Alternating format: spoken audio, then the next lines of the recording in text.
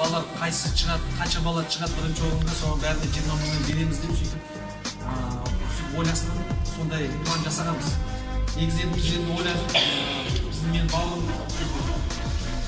бауырымды бірге шығып, екеуі бірге нете ма дедім, неше енді әлі жеңістің бәрі алда, барлық қайда жарыстың бәрі алда.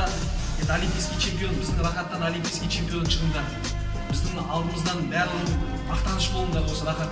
Біздің рахат дәрежесін көтеріңдер.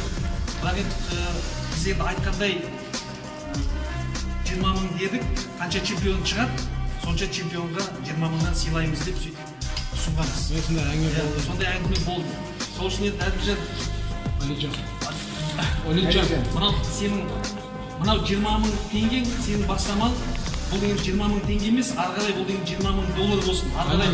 Ары қарай сол турнирларда ұтып, барлығын шығып, мынау рахаттың баласы деп, біздің рахатымыздың жалауын жоғары көтеріп, міне біз мақтанып отырайық. Міне Тілектің өзінің ученегі, Тілек тәрбиелеп шыққан боксер, міне ауылдан келді, 20 мың доллар ұтып келді деген, сондай атаққа жетейік, сондай әңгімеге жетейік бәріміз.